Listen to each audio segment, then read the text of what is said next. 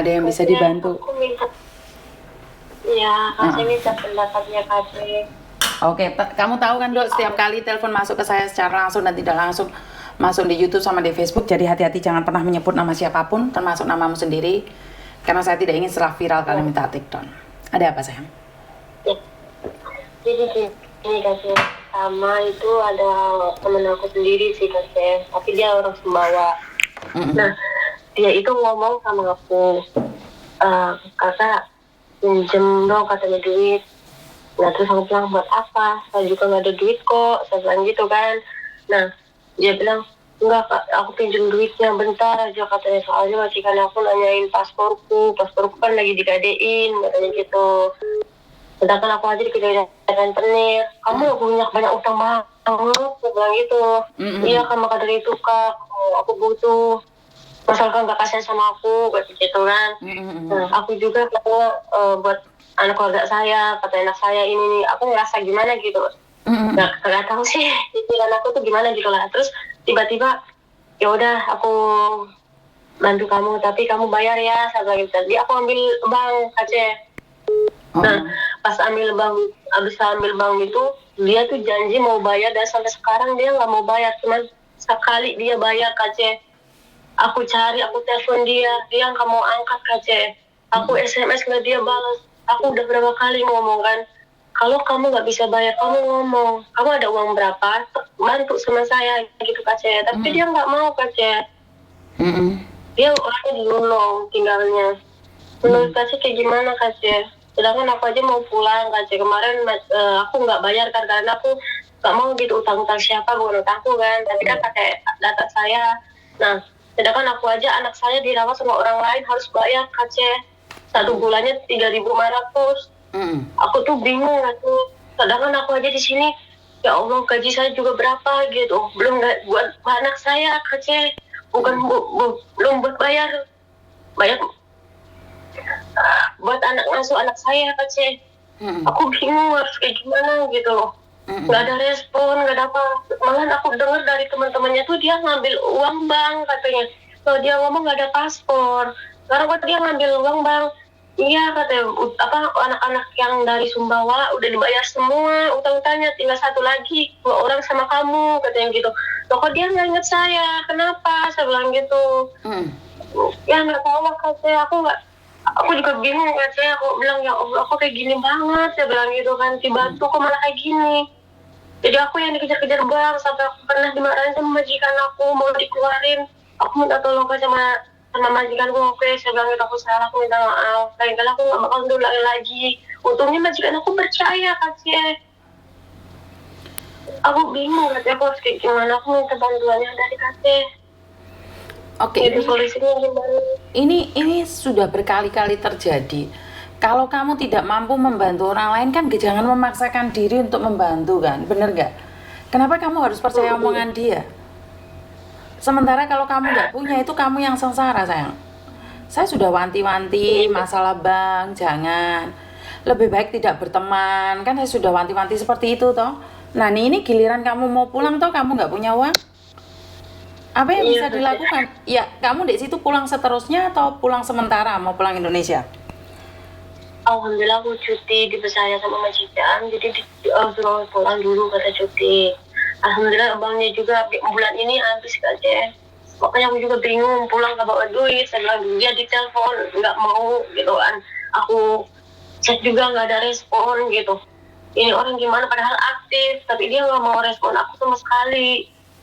Dia bilang iya kan bentar kek atau gimana juga nggak apa-apa gitu kan. Itu enggak gitu loh. Ya bagaimana dia bisa meresponmu sementara dia nggak punya uang sayang? Apa yang perlu dia lakukan kalau dia sendiri tidak bisa melakukan apapun? Dia meresponmu, apa yang perlu dia katakan? Dia juga nggak bisa membayarmu. Ini yang salah sih ya dia atau kamu? Ya tetap kamu sayang, karena kamu yang punya data.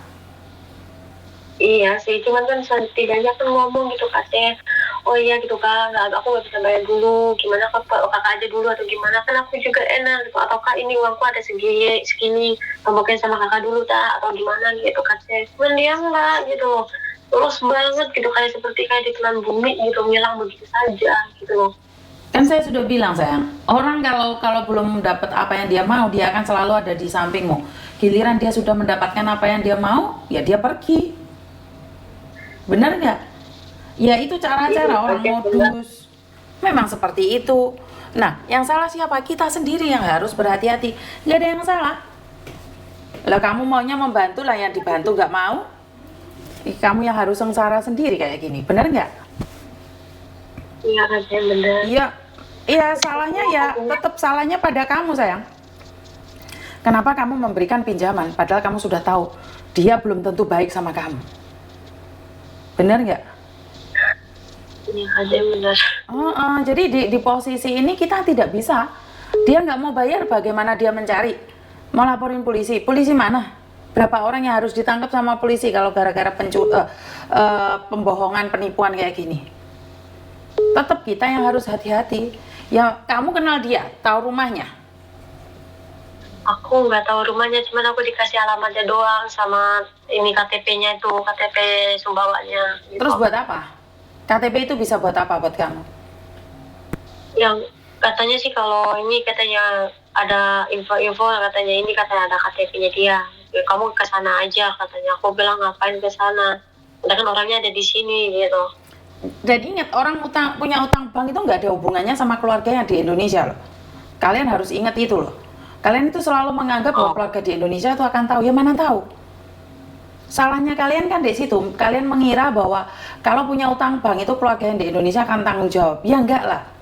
Nggak ada hitungannya. Kan keluarga yang di Indonesia nggak tahu apa-apa sayang. Bener nggak? Iya. Jadi kalaupun kamu punya KTP-nya, buat apa KTP-nya sayang? Ya intinya kamu cuman berdoa dan berharap. Kecuali kamu itu saudaranya, adiknya, keponakannya itu aja nggak bisa nagih utang loh sayang. Kalau dia nggak mau bayar. Bener nggak? Iya benar. Terus aku harus gimana?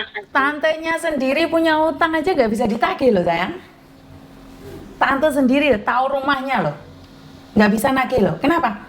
Karena memang itu hak asasi orang. Untuk membayar hutang atau tidak itu haknya dia. Nah, salahnya kita kenapa kita memberi, itu aja. Apa yang perlu kamu lakukan ya wes mencari dia semampunya. Karena memang harus bayar, dia harus bayar. Tapi cara dia membayar seperti apa itu terpulang apakah dia mau membayarnya atau tidak. Karena hal seperti ini tidak ada yang bisa memaksakan siapapun. Kalau dia nggak bisa bayar pun kita nggak bisa maksa dia sayang. Oh, gitu. Masalah utang itu masalah pribadi. Tidak ada siapapun yang bisa memaksakan diri. Ya kalau itu sih udah aku ini sih apa ya namanya ya. Aku udah ikhlas gitu, ya udah kalau dia emang mau bayar ya itu rezeki saya gitu. Kalau dia tidak bayar ya biar dia nanggung sendiri akibatnya lah, gitu aja. Betul, gitu. Udah betul. aku pasrah aja gitu kan. Betul. Aku terpasain aja. Cuman kan setidaknya orang itu punya hati gitu. Oh ya kak, maaf aku nggak bisa bayar ataupun gimana gitu kan. Cuman kan dia nggak ada inisiatif untuk ngobrol ataupun apa gitu. Terus aku terusan aku sholat malam gitu. Aku minta petunjuk gimana caranya supaya ini gitu. Terus aku dapat bisikan gitu, jika emang dia benar-benar apa ingin bayar pasti dia akan bayar katanya gitu. Cuman aku bilang ini ikhlasin aja gitu, ikhlasin aja, insya Allah kalau dia masih benar, maksudnya rezeki kamu pasti dia bakal kembaliin. Kalau tidak dia bakal menanggung akibatnya gitu. Aku bilang ya udahlah. Makanya sekarang aku ikhlasin gitu, kalau saya ikhlasin. Cuman aku kok dia kayak gini banget gitu, dibantu gitu kan, tapi ya udahlah mau gimana lagi gitu kan. Betul. Ikhlasin aja. Betul. Jadi sekali lagi aku selalu bilang sama kalian bahwa bukannya dia yang salah itu kita tidak mampu, kenapa kita harus memberikan pinjaman itu pada dia, benar nggak? Jadi karena itulah saya selalu bilang jangan percaya omongan orang. Saudara sendiri aja bisa bohong, suami sendiri aja bisa bohong, apalagi orang yang tidak pernah kamu kenal sayang. Iya gitu sih. Kalau kamu sudah ikhlas, lepaskan dan jangan diulangi lagi. Ini jadikan pelajaran lain kali. Jangan terjadi lagi. Ya. Iya, terima kasih banyak. Kamu juga harus lebih berhati-hati lagi. Salam buat keluarga yang ada di Indonesia. Iya, waalaikumsalam. Oke. Ada yang lain lagi? Udah. Kalau ada lagi kayaknya aku mau ini, ada orang yang pinjem juga sama saya kayaknya. Nah, terus dia ngasih paspor ke saya. Nah, terus aku dengar-dengar dia itu orang OS, dan aku kan udahlah gitu, kalau orang OS kita nggak bisa ngapain lagi gitu kan, saya ikhlasin aja. Cuman aku minta ya sama orang yang punya paspor dia sama saya, tolong datangin saya ke Wampoa, nanti saya kasih paspor, gitu aja katanya. Kenapa sayang? Ada yang minjem uang ke saya, tapi dia ngasih paspornya ke aku gitu. Terus? Nah, saya dengar orang yang tersebut ini orang OS. Nah, jadi terus? aku minta ya udahlah, aku ikhlasin aja gitu Kak saya, udah ikhlasin aja, tapi aku minta orang yang punya paspor sama saya tolong datang aja ke Wampoa, nanti saya kasih paspornya biar dia bisa tenang, gitu aja. Dia utang kamu berapa sayang? 10.000. Ya. Lah kenapa kamu mau ambil paspor yang seharga cuma 300 saja sayang? Enggak, soalnya kan dia ceritanya panjang banget. Soalnya dia dia itu ibunya, bapaknya katanya sakit, rumah sakit katanya gitu. Aku bilang kan adik saya banyak, katanya adik saya juga ini itu. Nah, aku rasa simpati banget gitu kan. Dan aku ngomong, ya udah kalau emang itu ibu kamu masuk rumah sakit atau bapak kamu, ya udah aku bantu. Aku sedikit demi sedikit aku bantu kan. Nah, bapaknya ini, bapaknya itu. Nah, masuk rumah sakit lah, untuk biaya inilah aku kasih kan. Nah, terus sampai lama-lama sampai 10, aku ngerasa gimana gitu, berat banget bagiku kan. Dikit-dikit dia ngadu ini gitu, aku berat. Nah, terus ujung-ujungnya dia ngilang begitu saja. Dan saya mendengar katanya bapaknya masuk rumah sakit, asli bener banget masuk rumah sakit. Ya mungkin karena aku udah ikhlas mungkin ya, udahlah aku udah ini gitu kan. Terus bapaknya masuk rumah sakit, jangan 1 minggu apa 2 minggu meninggal bapaknya. Oke. Jadi aku agak gimana ya, loh kok dia bilang sakit padahal dia tidak sakit. Dia beli uang dari saya itu dia buat beli sapi 2, beli motor, beli tanah Aceh. Dia bukan buat bapaknya yang lagi sakit gitu. Aku tahu dari orang situnya sendiri gitu, dari keluarganya dia sendiri gitu. Dan makanya aku bingung kan, loh kok dia bisa-bisanya bohongin aku gitu. Biar Allah yang tahu, saya bilang gitu kan. Dia udah, saya ikhlas lah, biarin aja. Nah, 1 minggu kemudian dia meninggal, bapaknya masuk rumah sakit gitu, koma, langsung meninggal. Aku bilang Masya Allah, Allah itu emang ada, Allah itu emang punya segalanya, gitu. Kalau kita ikhlas, suatu saat Allah bakal balas semua gitu kan. Jadi lu rasa gimana ya Allah kasihan banget gitu. Dia pura-pura minjem uang sama aku buat bapaknya, padahal bapaknya sehat, afiat Aceh, dia masih sehat, masih segar banget gitu. Cuman dia bohongin aku, katanya buat bapaknya lagi sakit ataupun apa gitu. Jadi aku aja yang nggak punya orang tua rasa gimana gitu ya. Sebenarnya kalau dia nggak ada orang tua, saya juga ditinggal sama orang tua tuh nggak enak gitu kan. Jadi ya udah aku bantu. Gak taunya di sana beli motor, beli tanah gitu, beli sapi gitu loh. Bingung kan. Terus ujung-ujungnya Allah itu gimana ya? Maksudnya kayak Allah itu adil atau gimana? Benar-benar ucapan anaknya sendiri, dia masuk rumah sakit, bapaknya koma.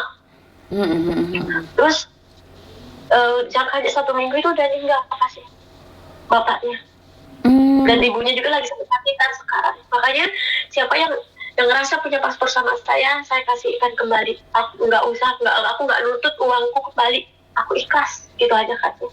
Insya Allah bakalan bukain rezeki buat saya di depan. Oke, amin. Tapi satu hal, dari kesalahan itu aku berharap kamu jangan terjadi lagi. Karena kalau kesalahan yang diulang itu bukan karena ujian ya, itu karena bodoh. Kalau sekali itu ujian, 2 kali itu uji nyali, ketiga itu bodoh sayang. Karena kamu sudah diuji sekali, harusnya berhati-hati.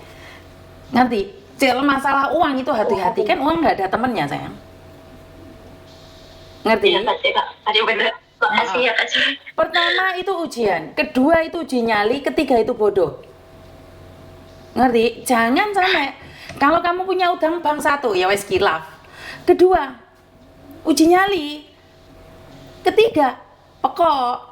Jadi aku tidak ingin kalian seperti itu. Punya utang bank 1 itu wajar, namanya orang, ya kan? 2-3 kali dibodohin orang gara-gara bank, kamu sendiri yang akan hancur. Kan eman toh, Dok? Bener nggak? Iya Kak. Dan jangan pernah percaya sama siapapun karena kita tidak tahu siapa dan bagaimana orang di belakang kita. Ngerti? Iya Kak Jen. Sukses selalu buat kamu ya. Jangan bodoh lagi sayangnya. Cukuplah Iya, Kak Jen. 2 kali ini. Ngerti? Iya Kak Jen. Oke. Sukses selalu buat kamu ya. Salam buat keluarga yang ada di Indonesia. Amin. Terima kasih Kak Jen ya. Ya sayang. Assalamualaikum. Waalaikumsalam. Waalaikumsalam. Oke, sukses selalu buat orang NTB, orang NTT semuanya. I love you buat kalian semua. Kalian adalah orang-orang hebat yang punya mental baja, dan saya tahu kekuatan kalian itu sangat hebat saat kalian yakin dan percaya. Dan sekali lagi, walaupun kalian tetangga, teman, deket, jangan pernah mudah percaya dengan utang piutang. Dipinjemin, meminjemin. Saya sudah wanti-wanti berkali-kali bahwa uang itu tidak ada temannya, uang itu tidak ada saudaranya, dan uang itu tidak punya bapak ibu. Ada beberapa kasus tentang uang di Indonesia yang nyatanya ibu sendiri pun rela dipenjarakan, ibu sendiri pun rela dituntut demi sebuah harta dan warisan atau bisa dibilang uang. Jadi uang itu tidak punya sanak saudara. Dan sekali lagi buat mbak-mbaknya yang suka menipu-nipu, hati-hati. Karena Karma Yanto itu sangat cepat berlakunya. Saya tidak ingin kamu berkata saat pinjam uang itu mengatakan bapakmu sakit, ibumu sakit, padahal mereka masih sehat. Jangan ya, karena itu adalah kebohonganmu. Jangan kamu mendoakan orang tuamu sakit dan akhirnya terjadinya sakit dan kamu hanya kecewa. Tapi saya rasa orang yang sudah mulutnya biasa bohong, itu enak aja, nyantai aja, nyaman saja ya. Tapi saya tidak inginkan semua itu pada kalian semua, terjadi pada kalian semua, karena setiap kali apa yang terjadi itu adalah dari buah pikiran kita. Pikiran kita seperti apa, maka ucapan kita seperti apa, dan takdir kita seperti apa. Ini saya sudah wanti-wanti berkali-kali. Tapi ya namanya orang, saya juga ada yang komen, siapa sih saya ini, penasehat juga bukan. Ya saya memang bukan penasehat, saya memang bukan siapa-siapa, karena ini adalah kehidupan yang saya arungi selama 20 tahun lamanya memegang dunia persilatan pertikaian ini. Jadi mungkin sebagian orang yang tidak kenal saya tidak akan memperkenalkan diri saya sendiri seperti apa dan bagaimana. Tapi bagi kalian yang sudah ikut saya 20 tahun lebih, mungkin tahu. Dan mungkin kalau saat ini kalian sukses, kalian akan ingat saya. Tapi kalau kalian yang tidak sukses, mungkin akan membenci setengah mati saya. Bahkan akan terus menggali atau mencari kesalahan saya, mana yang tidak benar, mana yang benar, akan dikorek semuanya. Tapi satu pesan saya hanyalah manusia biasa yang sering melakukan kesalahan, dan baik saya sengaja ataupun tidak sengaja, karena itu saya selalu meminta kalian memberikan saran dan kritik. Dan buat para hater, sebenarnya mereka adalah mencintai saya dengan cara yang lain. Jadi mereka itu mengingatkan saya dengan cara yang lain. Jadi walaupun ada yang bilang cara saya ini memanipulasi, cara saya ini tidak benar, saya akan tetap mencintai mereka apapun alasannya. Karena hater akan membuat saya tetap ada di rel yang benar. Agar saya introspeksi diri saya sendiri, agar saya tahu yang mana salah, yang mana benar. Karena saya tidak ingin menghakimi satu sama lain. Saya tidak ingin ada kesalahan-kesalahan yang membuat saya sendiri tidak sadar bahwa saya ini masih perlu dibenahi, masih banyak yang perlu saya pelajari, masih banyak yang perlu saya ketahui. Jadi buat teman-teman di luar sana, saya selalu berkata bahwa tidak ada yang sempurna di dunia ini. Selalu mengingatkan, dan dari pengalaman orang lain apa yang bisa kita petik adalah satu, kita bisa belajar mawas diri, kita bisa belajar lebih baik lagi, kita bisa belajar untuk tahu seperti apa dan bagaimana. Karena saya tidak ingin teman-teman merasa bahwa ini Miss Yuni ini sok menggurui, Miss Yuni ini sok menjadi penasihat. Tidak, saya tidak perlu menasihati kalian semua, karena kalian semua tentunya lebih tahu dan lebih dewasa dibandingkan dengan saya.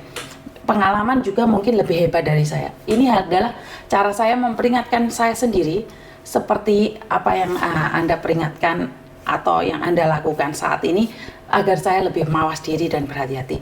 Jadi buat teman-teman di luar sana, terima kasih, berkat Tuhan mengalir atas hidup kita semua, semoga semua makhluk hidup bahagia, dan terima kasih. Wassalamualaikum warahmatullahi wabarakatuh. Bye bye.